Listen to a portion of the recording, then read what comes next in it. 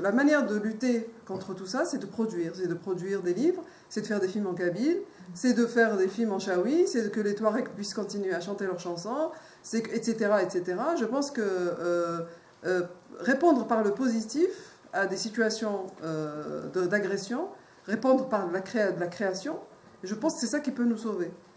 Parce qu'effectivement, ça on connaît très très bien. On est obligé d'inventer.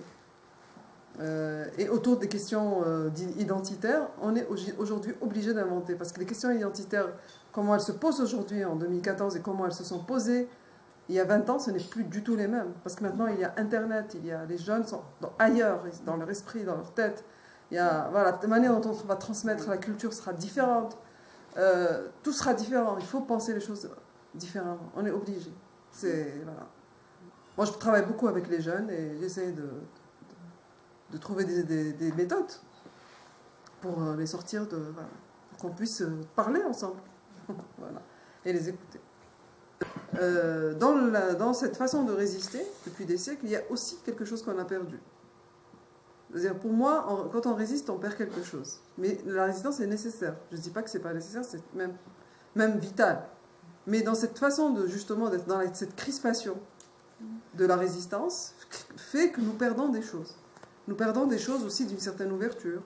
Nous perdons des choses d'une certaine fluidité, dans certaines circulations entre nous. Nous perdons des choses dans une sorte, entre guillemets, peut-être que je peux faire une métaphore sur la question de quand on est dans des sociétés endogamiques, on perd certaines caractéristiques. C'est-à-dire on se perd dans cet enfermement. Et moi, je considère que c'est très important que les gens continuent à revendiquer, mais à le faire d'une autre manière. C'est-à-dire, par exemple, je vous donne un exemple. Je me souviens très bien en 1994, quand il y a eu la grande grève des écoles en Algérie pour revendiquer que le kabyle ou le berbère ou l'amazigh soit enseigné à l'école. Les gens qui étaient à la direction de ce mouvement-là ont décrété la grève des écoles. Ils n'ont pas écouté tout le reste de la société qui leur disait « Mais non, on ne fait pas la grève des écoles, mais on décrète qu'on ne fait pas la grève et en plus on va enseigner le amazigh dans les écoles. » C'est-à-dire être justement dans cette idée d'ouverture et de construction, etc. C'est-à-dire que je dis ça parce que je trouve que dans la manière que nous avons, et ce n'est pas du tout une critique négative, c'est une critique justement parce que c'est une critique de gens qui résistent.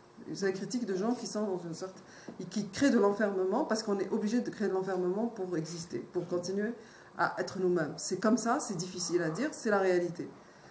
Je trouve que nous avons eu des méthodes de travail, une façon de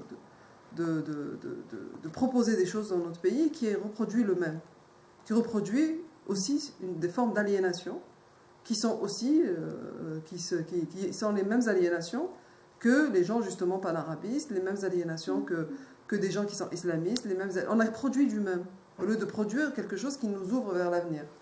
Et pour moi c'est problématique. Je peux très très bien passer toute la soirée à vous dire que rien ne va en Algérie, que l'école est en déperdition, que les femmes ne peuvent pas sortir, qu'elles ne peuvent pas aller fumer dans les cafés, qu'elles ne peuvent pas fumer dehors, qu'elles ne peuvent pas alors qu'elles prennent le bus tous les jours. Je peux dire plein de choses, mais je préfère dire autre chose.